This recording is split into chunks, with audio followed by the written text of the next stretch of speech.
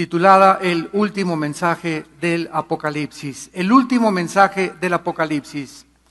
Y antes de dar lectura a estas últimas palabras de Jesucristo, comenzando en el versículo 6 hasta el versículo 20 del capítulo 22 del Apocalipsis, quiero referirles a ustedes cuál es el origen del libro del Apocalipsis. Iniciando con la palabra etimológica del Apocalipsis. La palabra Apocalipsis significa correr el velo o descubrir. Cuando la Biblia dice, esta es la revelación que Dios le dio a Jesucristo del libro del Apocalipsis, esa palabra revelación, en inglés se tradujo revelation, porque en inglés el libro del Apocalipsis se tradujo revelation, que es lo mismo, que significa revelación, descubrir, correr el velo. Antiguamente los griegos, cuando tenían una estatua, la cubrían totalmente, aún continúa llevándose a cabo este evento, y se juntaba la gente alrededor, y cuando jalaban un cordón, caía totalmente la manta que cubría la estatua, y la estatua era descubierta. Bueno, el libro de Apocalipsis está encubierto a los ojos de las personas que no tienen al Espíritu de Dios. Entonces, cuando tú recibes al Espíritu de Dios en tu vida, en la persona de Jesucristo, la mente humana comienza a abrirse. Es Dios el que nos quita el velo intelectual y espiritual para poder asomarnos al mundo invisible que nos rodea y que no se puede percibir a través de la investigación científica o intelectual. Si tú quieres entender las cosas que son del Espíritu, no importa cuántos doctorados tengas o licenciaturas, está velado, está totalmente sellado a la mente intelectual normal. Cuando tú te conviertas, las vendas se te caerán. Y entonces comenzarás a entender de dónde venimos, quiénes somos y hacia dónde nos dirigimos. Comenzarás a entender la razón y el propósito por el cual naciste. Y comenzarás a entender los caminos y los pensamientos del Dios Creador Todopoderoso y sustentador de todas las cosas, Padre de Abraham, de Isaac y de Jacob, y que envió a su Hijo Jesucristo al mundo a morir en una cruz, para pagar con su sangre por nuestros pecados. El libro del Apocalipsis fue escrito hace 2000 años por el apóstol Juan, que fue el último de los apóstoles del Hijo de Dios. Él se encontraba exiliado en la isla de Patmos, que está enfrente ahora de Grecia y de lo que es el mar Egeo. Ahí se encontraba exiliado por el emperador romano Vespasiano, y Juan a los 95 años de edad, caminando por la playa en esta isla, se encuentra frente a frente con el Hijo de Dios. Pero la visión que Juan tiene de Jesucristo ya no era ese hombre que murió crucificado y deshecho y convertido en un guiñapo humano en una cruz. Ahora Cristo se presenta a Juan como una figura con ojos como de fuego, con un vestido de lino que le cubría hasta los pies, el caballo blanco como la lana, con un cinturón de oro alrededor y con los pies como bronce bruñido. Jesucristo le pone la mano a Juan y le dice: no tengas miedo. Yo soy el primero y yo soy el último. Yo soy el que estuve muerto, mas he aquí que vivo por los siglos de los siglos. Y yo soy el que tengo las llaves de la muerte y del infierno. Escribe las cosas que has visto, las que son y las que serán después de estas. Entonces Juan comienza a escribir este libro y él es sacado de su cuerpo. El apóstol Juan es sacado de su cuerpo y es trasladado hasta el tercer cielo. La Biblia menciona que hay 3 cielos: el cielo que nos rodea, el cielo cósmico y el tercer cielo, donde se encuentran los cuarteles o las oficinas, podríamos llamar, generales del Padre. Entonces Juan es sacado de su cuerpo y es llevado al cielo para que desde ahí vea lo que iba a suceder 2000 años después, o sea, en la época en la que nosotros estamos entrando. Muy poca gente sabe qué corto es el tiempo ya que nos queda de vida. Qué corto está ya la historia de la humanidad. Nos aproximamos a un mundo que, como el barco Titanic, se está hundiendo. donde todos en la cubierta en aquel tiempo, en 1910, ja, ja, ja, jijiji, jo, jo, jo, y el sexo, y la fama, y la popularidad, y el dinero, y todas estas cosas vanidades ilusorias, y el barco se está hundiendo, tu vida se está hundiendo, y lo que no hacemos en esta vida, no lo recuperaremos jamás en la eternidad. Dios nos ha dado una sola vida, damas y caballeros, para poder decidir, tal vez en esta mañana, qué quieres hacer con tu vida en los pocos días que nos quedan en este planeta. Este pasaje que vamos a continuación a leer cierra el contenido del libro del Apocalipsis y son las últimas palabras de la palabra de Dios. Este libro es la revelación que Dios le dio a Jesucristo, repito, y nos ha sido transmitida a los creyentes mediante el Espíritu de Dios que mora en nosotros, el cual nos revela los acontecimientos que tendrán lugar en el mundo al final de la humanidad. Y es precisamente en esta época que nos encontramos donde más falsos profetas, donde más falsas profecías van a comenzar a surgir, falsos milagros, falsas señales, falsos apóstoles. La Biblia nos muestra ahora que mientras nos aproximamos al final de la humanidad, pues ya están las profecías mayas, las profecías de Nostradamus, las profecías de Walter Mercado, las profecías de los astrólogos, y el mundo está confundido buscando por todos lados. ¿Quién tiene la verdad? ¿Se acabará el mundo el 21 de diciembre del 2012? La Biblia dice que no. Faltan acontecimientos y eventos claramente escritos en la Biblia, como faltan 3 guerras todavía en el Medio Oriente para que aparezca el anticristo y para que el mundo llegue a su final. Faltan muchas cosas en Europa, como la unión de Europa con el Medio Oriente en una G10, donde van a unirse 10 naciones para tratar de proveer el flujo del petróleo del Medio Oriente al occidente, y donde un hombre llamado el anticristo, con un hombre llamado el falso profeta, se apoderarán del mundo a través de una marca y del control del comercio internacional. Todas estas señales no han aparecido todavía, pero estamos encaminándonos.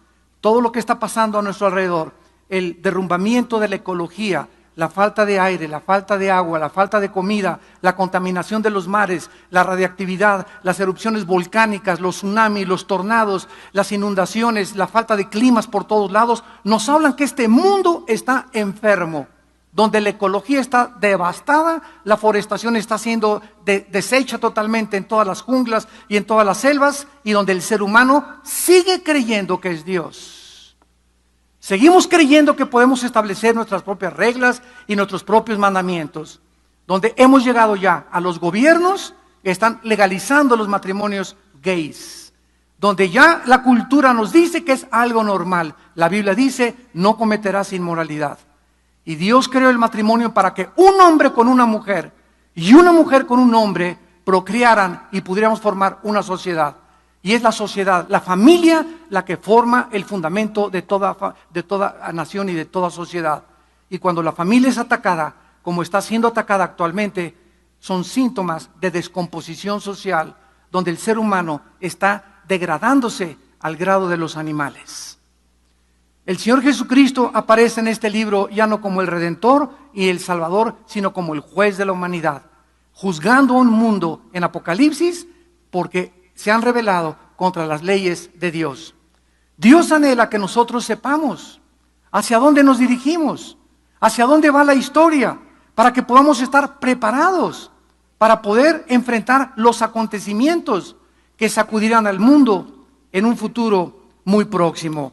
Dice el apóstol Pedro en su segunda carta, capítulo 3, versículos del 10 en adelante: el día del Señor vendrá como ladrón en la noche, en el cual los cielos pasarán con gran estruendo, y los elementos ardiendo serán deshechos, y la tierra y las obras que hay serán quemadas.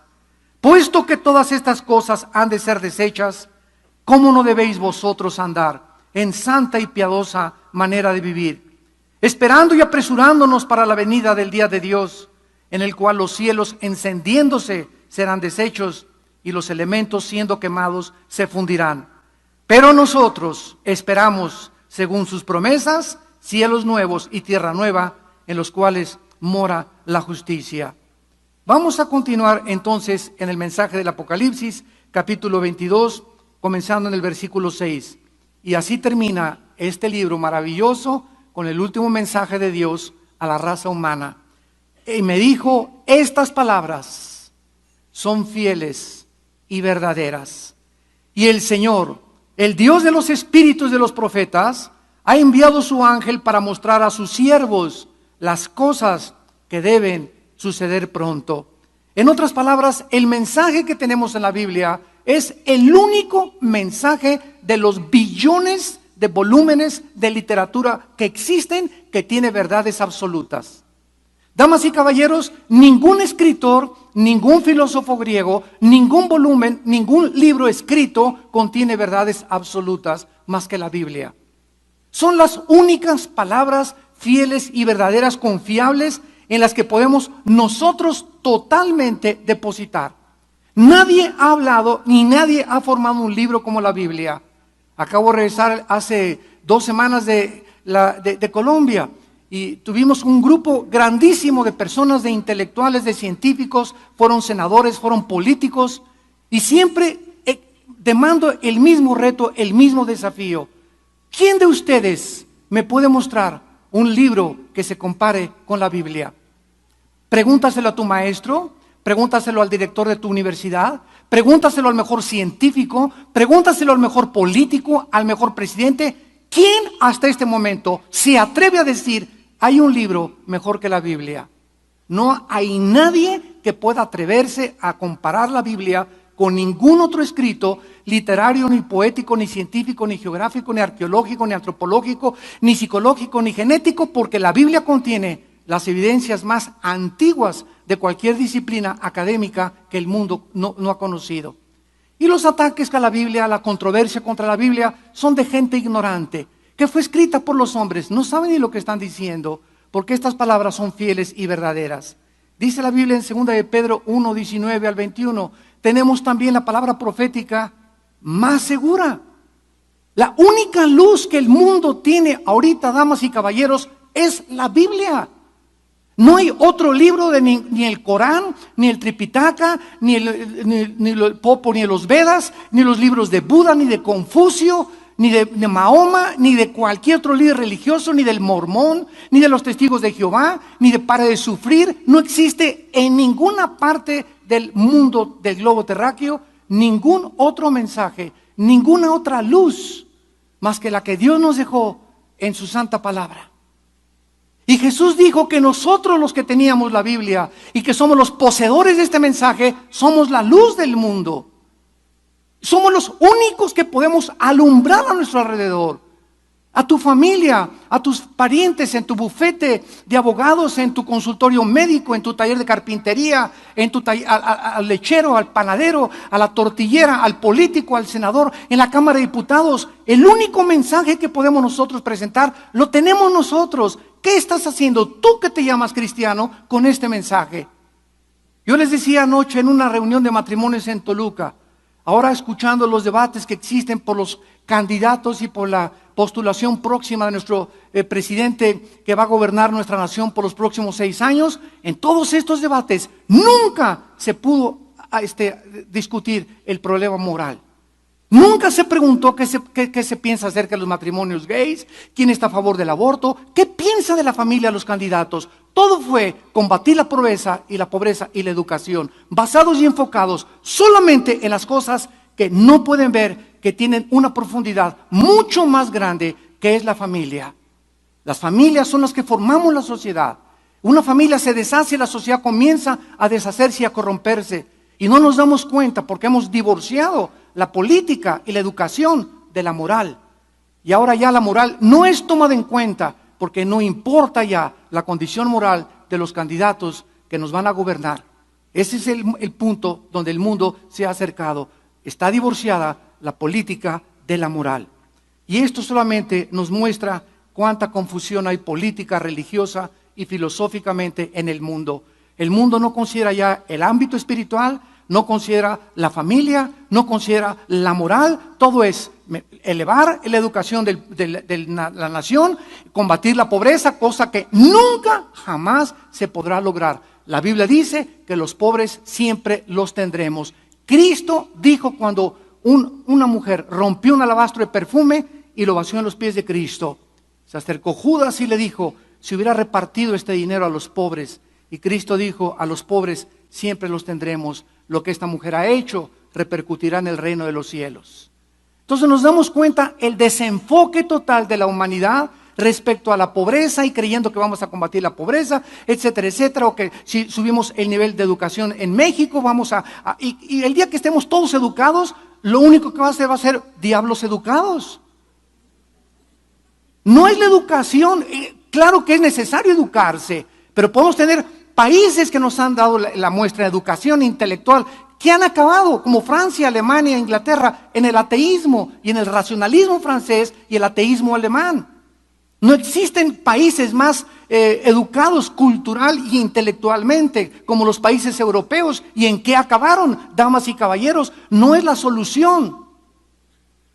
La solución es que el hombre tiene que cambiar su naturaleza pecaminosa y recibir la naturaleza divina de Dios a través del arrepentimiento de tus pecados y poder invitar a Cristo a tu vida esta mañana como Señor y Salvador. Cristo dijo en el capítulo 12 de Juan, versículo 48. Y dice Cristo en el capítulo 12 de Juan, capítulo 48, mis palabras que he hablado, ellas les juzgarán en el día postrero. En Juan 14, 24, Cristo dijo, el que no me ama, no guarda mis palabras.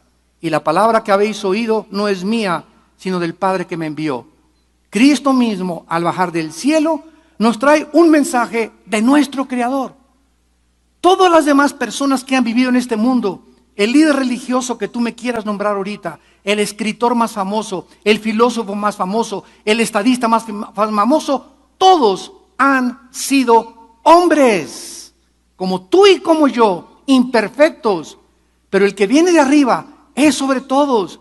Y Dios mandó a su Hijo aquí abajo, al mundo, a lavarnos los pies, a ser abofeteado y burlado por nosotros en una cruz. Dios es un Dios humilde.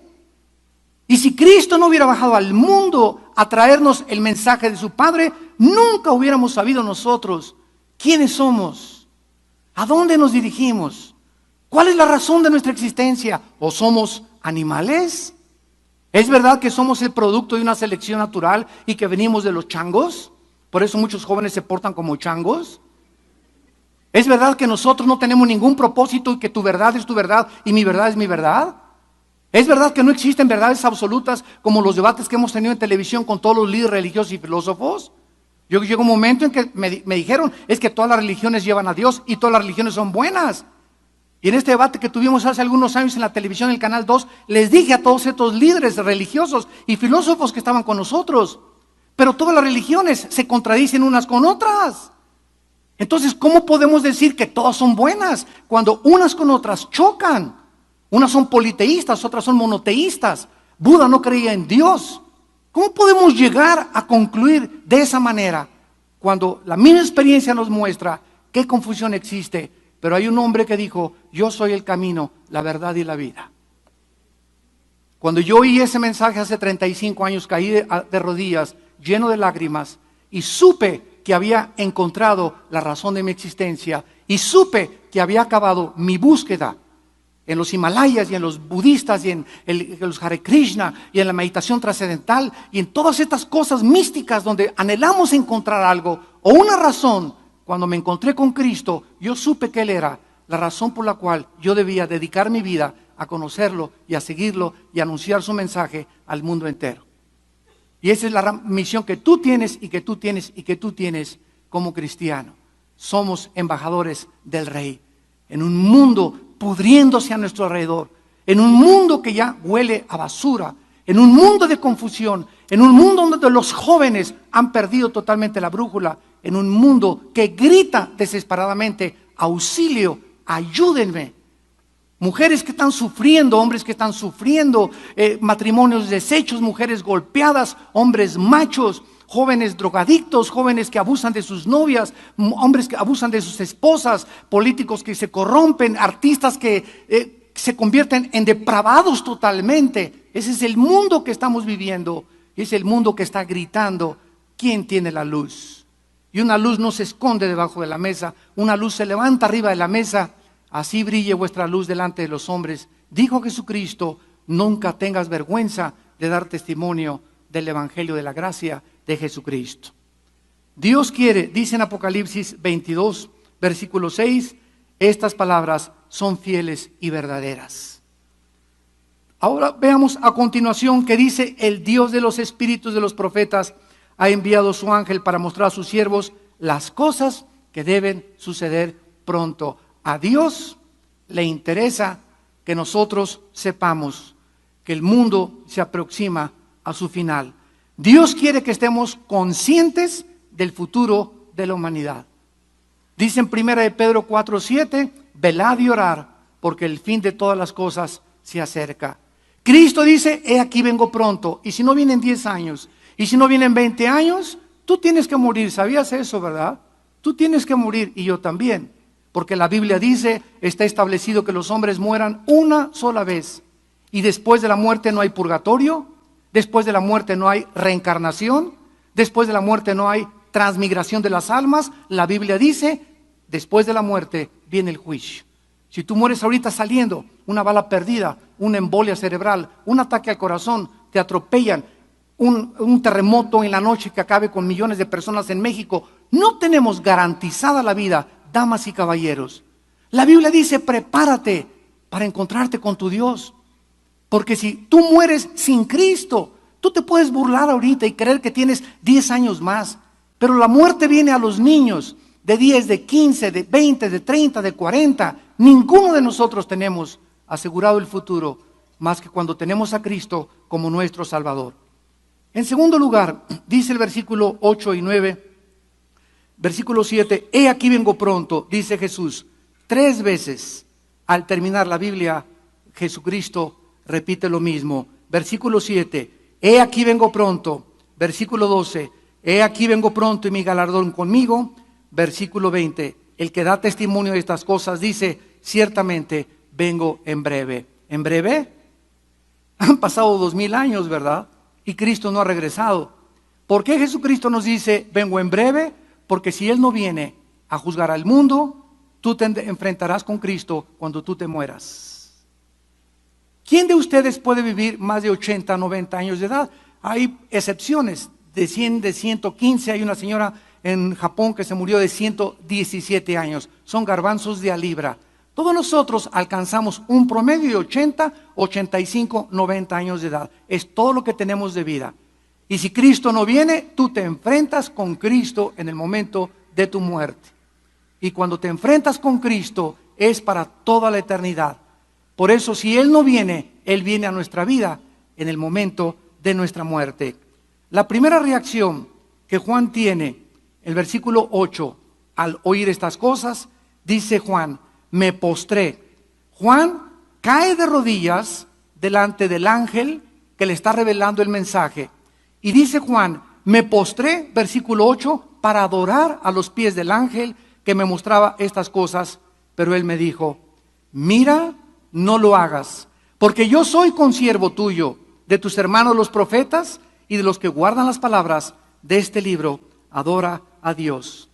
La primera reacción que tenemos nosotros los seres humanos, cuando no conocemos al único Dios al que se debe adorar, es hincarnos enfrente de los hombres.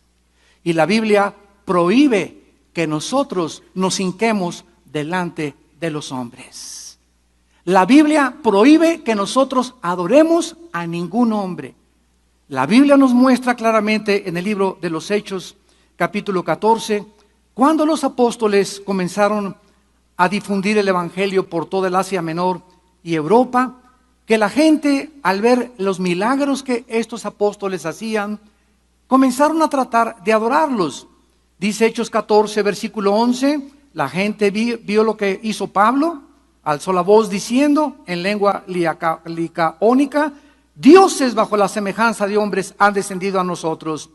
Y a Bernabé llamaban Júpiter, a Pablo Mercurio, porque este era el que llevaba la palabra. Versículo 14, cuando lo oyeron los apóstoles, Bernabé y Pablo rasgaron sus ropas y se lanzaron entre la multitud dando voces diciendo, varones, ¿por qué hacen esto? O sea, ¿por qué se hincan delante de nosotros?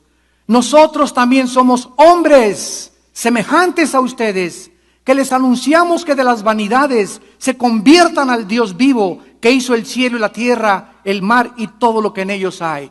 Los apóstoles, los mismos apóstoles de Cristo, negaron que los hombres los adoraran, se hincaran o les besaran la mano. Y esto se encuentra en todas las Biblias, hasta en la Biblia del Mormón. Vemos pues que la tendencia del ser humano es ver a un hombre como Dios, o hacer a un hombre Dios, o endiosar a los hombres, que fueron lo que hicieron los césares romanos. Los césares romanos salían al palacio y de ahí vino, ¿verdad?, el pontificado. De ahí vino la transmisión de que la gente debía adorar a sus gobernantes, o debía adorar a aquellos que creen que representan a Dios. Y la Biblia nos dice que todos los cristianos representamos a Cristo porque le tenemos dentro. Entonces Dios nos muestra en este mensaje que la verdadera adoración es al Dios vivo y verdadero, y que solo ante Él nos podemos hincar y adorar. La gente adora lo que no sabe, a un Dios desconocido, porque ignoran la palabra de Dios. El versículo 10 y 11, el ángel le dijo a Juan: no selles las palabras de este libro, porque el tiempo está cerca. El que es injusto, sea injusto todavía. El que es inmundo, sea inmundo todavía. El que es justo, practique la justicia todavía. Y el que es santo, santifíquese todavía. Este mensaje de Apocalipsis, Dios le ordena a Juan: no lo selles. En otras palabras, este mensaje debe ser leído en todas las iglesias. No es un libro sellado, es un libro para ser predicado. Es un libro del cual se le tiene temor, se le tiene miedo de enseñar. ¿Por qué? Porque no nos queremos profundizar en la escatología o en las profecías bíblicas. Pero cuando comenzamos a orar y a meditar y a comparar Apocalipsis con el libro de Daniel, con el libro de Ezequiel y con otros evangelios, nos damos cuenta la maravilla de este libro que nos concluye el mensaje de Dios a la humanidad. Dos razones se nos dan para que este libro no sea sellado. Número 1, el tiempo está cerca, versículo 10. No selles este libro porque el tiempo que está cerca. Nunca podremos estar preparados para morir a menos que sepamos la brevedad de nuestra vida. Yo le venía comentando hoy en la mañana en la carretera a mi esposa, hace una semana aproximadamente, en Australia, salieron aproximadamente 70, 85 o 100 jóvenes de una fiesta, donde estaban todos, ¿verdad?, cheleando y con las cervezas, ja, ja, ja, ji, ji, ji, jo, jo, jo. Saliendo de la carretera, iban aproximadamente como 5 o 6 carros llenos de jóvenes, menores todos de 22, 23 años de edad. De repente, uno de ellos, carcajeándose y texteando con el famosito iPhone, se salió, se estrelló con un árbol. Los demás se estrellaron, mataron a 2 motociclistas que venían juntos, y se ve en la televisión, ¿verdad?, como brinca uno de ellos arriba.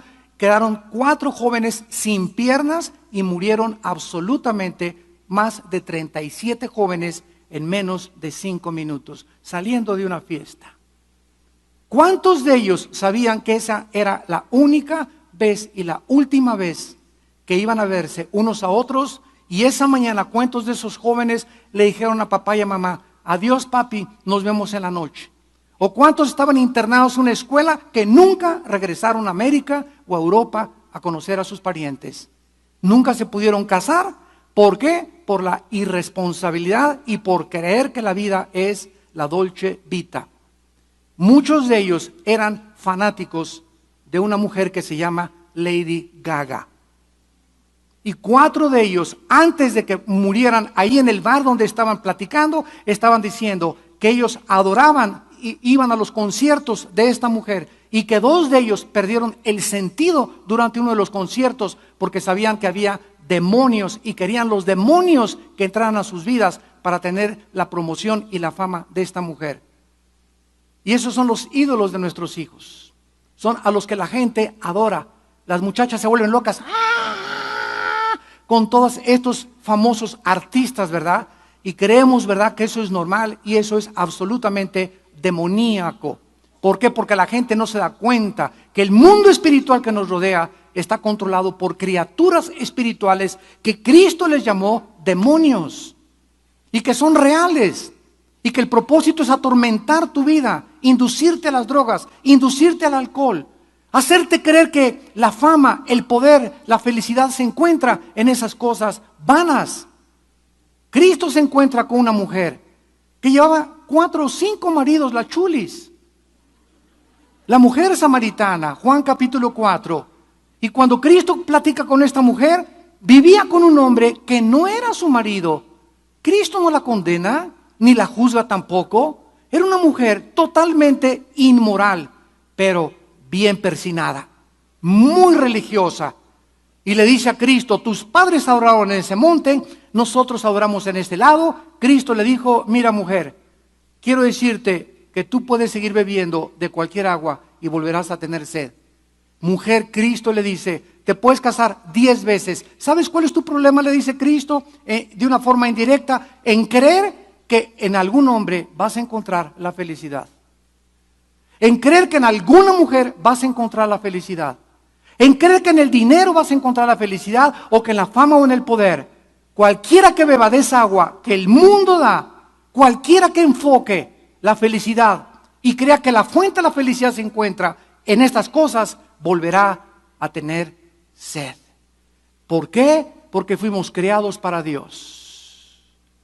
Fuimos creados para que este vacío con el cual nacimos solo pueda ser llenado por el Dios creador del universo que mandó a morir a Cristo en una cruz. Y no es hasta que el ser humano recibe a Jesús en su vida que descubre que esa es una fuente que salta para vida eterna, y que mientras mantengas contacto con la Biblia y en la oración con Dios, tu vida comenzará a tener propósito y significado. Si tu marido no es cristiano y no te hace feliz, si tú tienes una relación vertical con Dios, no necesitas que tu marido te haga feliz para tú ser feliz. Mi felicidad no depende de mi esposa, ni de tu esposo, ni de los hijos, ni del trabajo. Nuestra felicidad depende de Dios. Y cuando entendemos eso, podemos ser más que vencedores. ¿Por qué? Porque tu marido se va a morir algún día. Tu esposa se va a morir algún día. Los hijos son prestados. El dinero sube, el dinero baja. Ahora con la bolsa de valores que cayó hace algunos años en 777 puntos, más de 47 billonarios se suicidaron. Porque tenían puesto sus objetivos en el dinero. Pero cuando todo desaparece y todo se acaba, si yo tengo a Dios con todo mi corazón, y amo a Dios con toda mi mente, y amo a Dios con todas mis fuerzas, me seguirá dando fuerzas para seguir viviendo. Con dinero o sin dinero, con esposa o sin esposa, con esposo o sin esposo, con hijos o sin hijos, porque todo lo podremos en Él que nos fortalece. Vemos pues en primer lugar por qué este mensaje debe ser leído, y en segundo lugar porque es tiempo de hacer una decisión. Versículo 11, el que es injusto sea injusto todavía. El que es inmundo sea inmundo todavía. El que es justo practique la justicia todavía, y el que es santo santifíquese todavía. En otras palabras, el tiempo viene cuando es demasiado tarde para prepararte. Todos ustedes en esta mañana y los que nos ven por la televisión tenían una cita con Dios. No es coincidencia que te hayan invitado o que hayas venido por curiosidad a esta conferencia. Tú tenías una cita con Dios porque Dios te ama. Dios te ama y dio su vida por ti en una cruz, y no quiere que tú sigas en ese desenfreno de vanidades ilusorias y en ese camino que parece verdadero, pero que su fin es camino de muerte. Dios te viene a traer en esta mañana y decirte, ven a mí, acércate a mí, prepárate. Antes de que salgas por esa puerta, asegúrate de que tienes a Jesucristo en tu corazón como tu Salvador. Mientras más tardas en hacer una decisión, más se endurece el corazón y menos tiempo tendrás para cambiar. En el libro de Deuteronomio, capítulo 11 en el Antiguo Testamento, dice el versículo 26 y 28. Deuteronomio 11, 26 y 28. He aquí yo pongo hoy delante de ustedes la bendición y la maldición, dice Dios.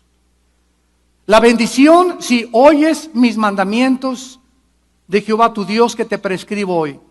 Y la maldición si no oyes los mandamientos de Dios y te apartas del camino que yo te ordeno hoy, para ir en pos de dioses ajenos que no han conocido. Esta es la responsabilidad que tenemos como agentes morales. No somos animales, somos creados a la imagen y semejanza de Dios, somos agentes morales responsables. Cada decisión que tomamos tiene consecuencias, para bien o para mal. Cualquier decisión, comprar una casa, comprar un coche, casarte, decirle a una persona, si te acepto como novio, si te acepto como novia, todas las decisiones que tomamos tienen consecuencias, para bien o para mal. ¿Qué te motivó a tomar esa decisión? Es lo que determinará la bendición o la maldición de tu vida. Si tú hiciste algo motivado por el dinero, algo motivado por el negocio, algo motivado por la conveniencia, algo motivado porque te convenía, algo a tus intereses, si hacemos decisiones motivadas por cosas equivocadas, vamos a sufrir y a lamentarnos tarde o temprano. Por eso dice la Biblia claramente, si nos volvemos de todo nuestro corazón a este mensaje, Dios nos va a bendecir, Dios nos va a dar paz, nos va a dar seguridad, nos va a dar esperanza, nos va a dar, aunque no alcancemos lo que creíamos nosotros que era la felicidad, los caminos de Dios son perfectos, Él no se puede equivocar con nuestra vida. La voluntad de Dios es agradable, buena y perfecta, dice Romanos 12, versículo 2. Dios quiere lo mejor para nosotros, el que no escatimó a su Hijo. ¿No te querrá dar un buen hombre de padre de tus hijos? El que no escatimó a su Hijo, ¿no te querrá dar una mujer como la madre de tus hijos? El que no escatimó a su Hijo, ¿no te querrá dar un buen trabajo donde tú seas tu testigo? Pero ¿por qué no lo has recibido?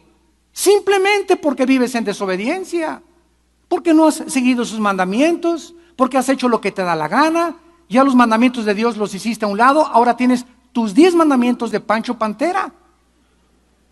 Ahora tú tienes tus reglas para vivir. Ahora tú determinas lo que es bueno y lo que es malo. Y esta es la mentira que Satanás le lanzó a la primera mujer Eva. Serás como Dios, independízate de Dios, haz tu vida, vive como quieras, sé la dolce vita, no importa lo que el mundo diga. La Biblia dice, no cometerás inmoralidad. La Biblia dice, te pongo la bendición y la maldición. Si eres inmundo, dice Dios, sigue siendo inmundo, no hay ningún problema. Si eres homosexual, sigue creyendo que así naciste. Sigue creyendo que mientras el gobierno lo legalice es normal, pero hay una voz aquí que dice, esto es inmoral y ningún homosexual heredará el reino de Dios. Piensen lo que piensen los escritores, piensen lo que piensen los psicólogos, piensen lo que piensen los psiquiatras. El homosexualismo es pecado. Y si no fuera pecado, Dios no podría condenarlos eternamente. Así que es una conducta aceptada voluntariamente. Y no hay tal cosa que un genio como que nació, es mentira inventada por los pseudocientíficos de nuestro alrededor. La Biblia dice, esto eran algunos en 1 Corintios capítulo 6. Y esto es lo maravilloso del perdón de Dios. 1 Corintios 6, versículo 9. ¿No saben que los injustos no heredarán el reino de Dios? No erréis. O sea, no te engañes. No te engañes. No oigas otras voces. Oí la voz de Dios. Ni los fornicarios, ni los idólatras, ni los adúlteros, ni los afeminados, ni los que se echan con varones, ni los ladrones, ni los avaros, ni los borrachos, ni los maldicientes, ni los estafadores heredarán el reino de Dios. Y lo precioso de este mensaje es las palabras que siguen, y esto éramos algunos. Así es, la iglesia éramos puros ex. Aquí nadie tenía la cara de San Crisóstomo, ni de San Anselmo. La iglesia es como un hospital donde Dios concentra a todas aquellas personas lastimadas, heridas, con traumas, con complejos, con problemas de drogadicción, de borrachera, como el testimonio que acabamos de escuchar, de homosexualismo, de perversiones sexuales, de pornografía. Y esas personas Dios las junta alrededor de la cruz. Y al llegar a la cruz hemos encontrado a un hombre que muere en nuestro lugar y que me dice, todo lo que tú eras antes de venir a mi cruz ha quedado sepultado totalmente por la eternidad. Tus pecados serán borrados para siempre. Nunca me acordaré lo que fuiste antes de venir a la cruz. Ese es, damas y caballeros, la gracia de Dios. Que siendo aún pecadores, Cristo murió por nosotros. El que no conoció pecado, por nosotros se hizo pecado, para que nosotros fuésemos hechos la justicia de Dios en él. Mas él herido fue por nuestras rebeliones, molido por nuestros pecados. La justicia que nosotros queríamos tener por nuestras obras, Cristo nos las imputa. Cristo nos regala la justicia y la santidad a través de su muerte en una cruz. Este es el mensaje de la Biblia y de la gracia de Dios. Si tú eres injusto, dice Dios, pues sigue siendo injusto. Si eres inmundo, sigue siendo inmundo. Pero esta mañana, el que es santo, santifíquese todavía. No juegues ni pises los dos mundos. Eres santo, no tengas un pie en la discoteca y un pie en la iglesia. Eres santo, no tengas un pie en el homosexualismo y un pie en la santidad. Eres santo, no forniques con tu novio, no forniques con tu novia. Eres santo, ama a tu esposa, séle leal a tu esposa, respeta a tu esposa, considera a tu esposa, santifica a tu familia, si es que eres santo. Porque el tiempo está cerca y Dios ha comenzado a limpiar su iglesia. El que es santo, santifíquese todavía. En el versículo 12 y 13 dice, Cristo, he aquí vengo pronto y mi galardón conmigo. Para recompensar, para premiar. Esta vida no lo es todo, damas y caballeros. Después de esta vida vienen los premios, vienen las recompensas. Y cuando estemos enfrente de Cristo, todo lo que sufrimos, todo lo que padecimos, será como comparado a una mala noche en un hotel, nada más. Comparado con la eternidad que está delante de nosotros y que se extenderá delante de nosotros, todo aquello que padecimos desaparecerá y no se podrá comparar con las bendiciones tan abundantes que el Dios tiene para aquellos que le aman.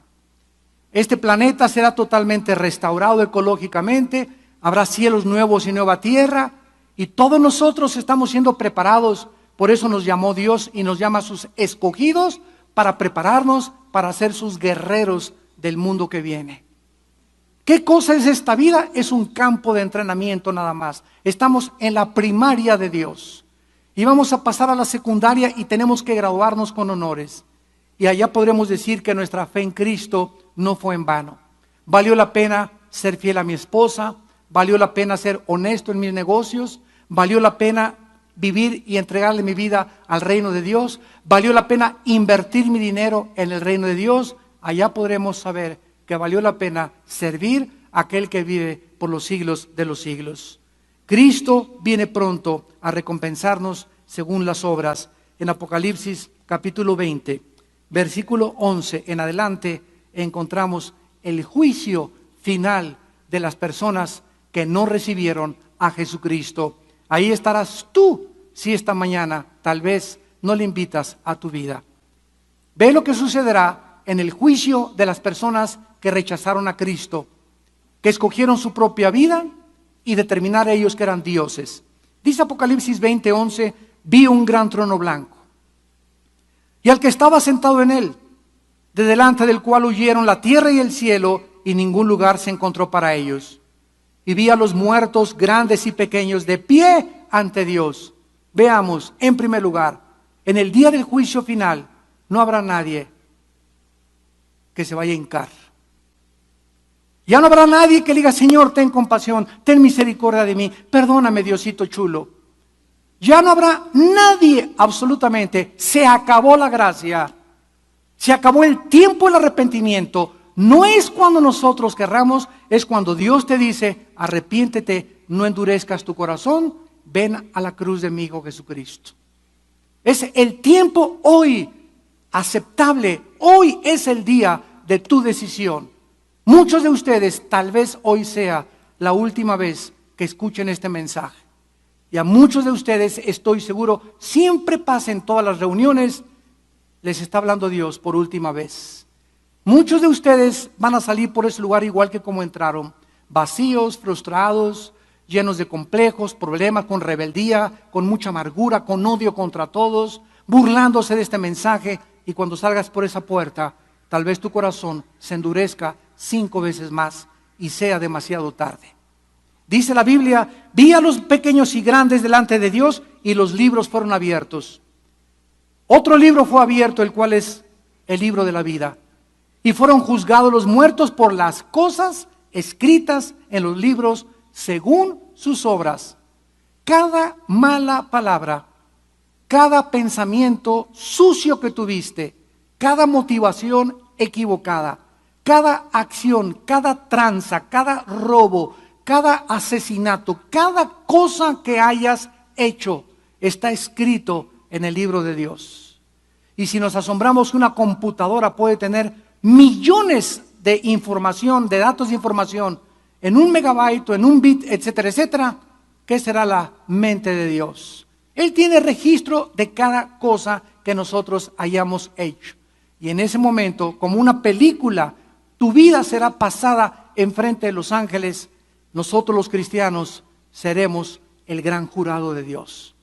Y podremos atribuirle en ese momento a Dios que Él no va a mandar a nadie al infierno. Como me dijo una viejita, ay, señor Alducin, yo no creo que Dios mande a nadie al infierno. Dios es bueno y misericordioso. Y yo le dije, amén. Yo pienso igual que usted. Dios no manda a nadie, ellos se van solitos. Dios envió a Cristo a morir en una cruz para que no nos condenáramos. Mas de tal manera amó Dios al mundo que dio a su Hijo unigénito para que cualquiera que en Él crea no se pierda, mas tenga la vida eterna. Entonces Dios hizo lo imposible, dio su vida en una cruz para que tú pudieras salvar tu alma. Y Él muere en tu lugar y te ofrece en tu lugar el perdón de los pecados y la limpieza de tu vida. Así que si tú te condenas, nadie podrá culpar a Dios de falta de misericordia. Y si Dios impidiera que tú te condenaras, nos robaría la característica más grande que tenemos como seres humanos, que es la libertad de escoger, el libre albedrío. Si Dios impidiera que Judas hubiera traicionado a su hijo, si Dios impidiera que tú ya no fueras asesino, si Dios impidiera que tú ya no fueras ladrón, nos robaría la libertad.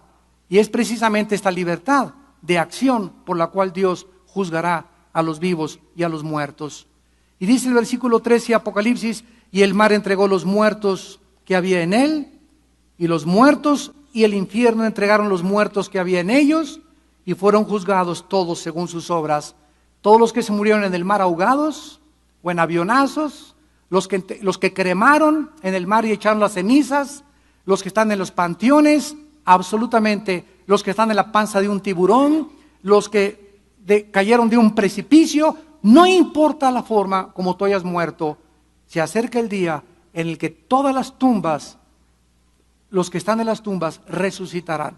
Los que están en el mar, los que están en las montañas, los que fueron enterrados. Resucitaremos y estas personas resucitarán con cuerpos no glorificados, con cuerpos para pasar su vida en la eternidad. Dice Dios, versículo 14, y la muerte y el infierno fueron lanzados al lago de fuego.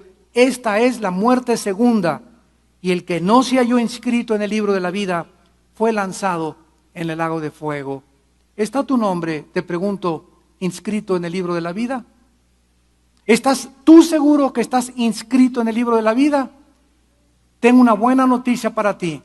Hoy puedes asegurarte que tu nombre está inscrito en el libro de la vida, pidiéndole perdón a Dios por tus pecados, invitándole a tu corazón como tu Salvador y pidiéndole el poder que nos da en el Espíritu Santo para vivir para Él.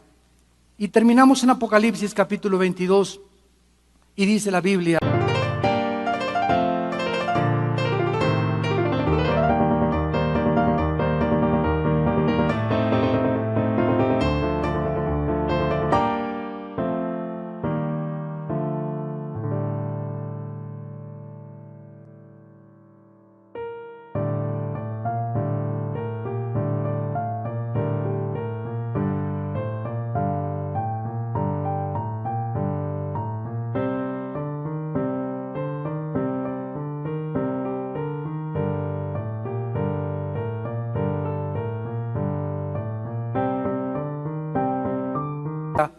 en el versículo 14, bienaventurados los que lavan sus ropas para tener derecho al árbol de la vida y para entrar por las puertas de la ciudad. ¿Quiénes serán las personas aceptadas por Dios? La única forma es a través de la sangre derramada de Jesucristo. Hebreos 9:22. Sin derramamiento de sangre no hay perdón de pecados. Cristo en Getsemaní cae de rodillas. Sangre le comienza a salir por la piel. Y le clama a Dios y le dice: oh Dios, si es posible, manda al arcángel Gabriel a que muera por ellos. Diles entonces que cada quien se porte bien y mis chichulines, ahí pórtese cada quien bien y pertenezcan a cualquier religión y nos vemos todos al final en el cielo. ¿No habrá otra manera de poder evitar que tú y yo seamos separados en la cruz? Esa era la angustia de Cristo. Cristo no sudó sangre, ni entró en una agonía espiritual por el miedo a los clavos, ni del látigo romano que le desgajó los tejidos subcutáneos y los expuso totalmente. Cristo, cuando estaba colgado, era un guiñapo humano, irreconocible, dice la Biblia. La sangre corría de las espinas de su cabeza hasta los pies totalmente. Y en esa muerte de Cristo nos muestra a Dios que eso es lo que hace el pecado. Nos convierte en monstruos. Nos desfigura el pecado. En ese momento tus pecados y mis pecados eran puestos en el cuerpo de Cristo, y eso lo desfiguró a Cristo. Era hecho un guiñapo humano, porque lo que el pecado hace, lo que Dios nos quería retratar con la muerte de su Hijo, lo horrible que es a sus ojos el pecado. Y Dios nos muestra en Getsemaní que no había otra manera. No era a través de las religiones, no era a través de yéndote a la villa, no era a través de haciendo asilos, ni regalando tu dinero a los pobres. La única manera de entrar al cielo es a través de la muerte y el sacrificio de su Hijo en la cruz. Así es como Dios lo determinó. Tú no escoges cómo entrar al cielo. La Biblia dice: sin derramamiento de sangre no hay perdón de pecados. Y aceptamos los términos de Dios, o nos rebelamos y hacemos nuestra propia religión, que son finalmente lo que son las religiones. Caminos inventados por los hombres para poder entrar al cielo, porque no conocen el mensaje de Dios. Y finalmente dice Cristo en el versículo 17, el Espíritu y la esposa dicen: ven, y el que oye diga: ven. El que tenga sed, venga, y el que quiera tome del agua de la vida gratuitamente. Yo testifico a todo aquel que oye las palabras de la profecía de este libro: si alguno añadiere a estas cosas, Dios traerá sobre él las plagas escritas en este libro. Y si alguno quitare las palabras del libro de la profecía, Dios quitará su parte del libro de la vida y de la santa ciudad y de las cosas que están escritas en este libro. El que da testimonio de estas cosas dice: ciertamente vengo en breve. Amén. Sí, ven, Señor Jesús. La gracia de nuestro Señor Jesucristo sea con todos ustedes. La Biblia dice que esto es un libro sellado. No hay nada absolutamente ya que agregarle a la Biblia. El otro día llegó una persona y me dijo: tengo un mensaje de profecía que Dios me reveló. Le dije: agárralo, escríbelo y pégaselo a la Biblia y ponle 2 de Pancho 3:1. Estamos llenos de gentes, de falsos apóstoles y de falsos profetas que tienen palabras de profecía. Escucha, la profecía está sellada. La profecía es hablar las palabras de Dios para exhortación o consolación o edificación. Ya no hay nada ni nadie que nos diga algo del futuro. Todo lo que queremos saber del futuro está en este libro. Y si alguien sale que en septiembre se cae la tierra, el 21 de diciembre se acaba el mundo, y todos estos rumores que esparcen por todas partes son mentiras. Yo testifico que nadie le puede ya agregar a este libro. Dios no tiene ya ninguna palabra que decirnos. Lo que nos tenía que decir está aquí. Ahora me dice Dios: esto, Armando, cómetelo, asimílalo, y cuando hables, habla lo que está aquí. Esto es profetizar, y no decir: te vas a casar con una muchacha de vestido verde el próximo domingo, o tu hijo va a ser niño o va a ser niña, o de esta iglesia correrán ríos de agua viva, y todas estas cosas, ¿verdad? Todas estas cosas siempre me pregunto de cuál fumaron. Pero la gente come todo y la gente lo acepta todo, la gente lo cree todo porque no conocen el mensaje de Dios. Cristo viene por nosotros y Él lo prometió. Si creen en Dios, crean también en mí. No se turbe vuestro corazón ni tenga miedo. Que ningún acontecimiento del mundo entre a nuestra vida y nos robe nuestra paz. Es la paz con Él, la seguridad y la tranquilidad que nuestra vida puede tener, lo que nos hace más que vencedores. Yo no puedo enfrentar la vida si no tengo paz. Yo no puedo resolver problemas en mi familia si no tengo paz. Yo no puedo invertir, ni puedo hacer nada, ni estar seguro que Dios quiere con mi vida si no tengo paz. Mi paz les dejo, mi paz les doy, dijo Jesús. Y esa paz se obtiene a través de una comunión interrumpida con el Hijo de Dios. Tú guardarás en completa paz, dice Isaías 26:3, a los que confían en ti, porque en ti han confiado. Sus pensamientos están en Dios, Dios te da esa paz, porque tú le has puesto en tu vida en primer lugar. Mi paz os dejo, voy a preparar lugar por ustedes, y donde yo estoy, ustedes también vendrán. En la casa de mi Padre hay muchas moradas, voy a preparar lugar para ustedes, y cuando venga, os tomaré a mí mismo y los llevaré conmigo, para que donde yo estoy, ustedes también estén. No tengan miedo de la vida. No tengas miedo del mundo a tu alrededor. Yo he vencido al mundo. Y te ofrezco en esta mañana el reino de mi Padre y la esperanza de la vida eterna. ¿Cuántos de ustedes quisieran en esta mañana venir a la cruz? Les pido por unos instantes que inclinen su cabeza. Y ahí desde tu lugar, con tu rostro inclinado, le digas a Dios con todo tu corazón estas palabras, fieles y verdaderas. Mi Señor y mi Dios, te pido perdón por mi vida, por mi rebelión, por mi vanidad, por mi orgullo. Creo que en la cruz Jesucristo tu Hijo pagó con su sangre por mis pecados. Creo que Él en la cruz estaba tomando el lugar que a mí me correspondía. Pero ahora he entendido que fue por tu gracia y por el amor eterno que me tienes, que tú mueres, Señor Jesús, en mi lugar. Te pido que entres a mi corazón en este instante, porque creo que a los 3 días resucitaste de entre los muertos. Y te pido que me des el poder, Señor Jesús, de vivir para ti, de conocerte, de tener esa paz, ese amor, ese gozo, esa paciencia y dominio propio que mi vida necesita.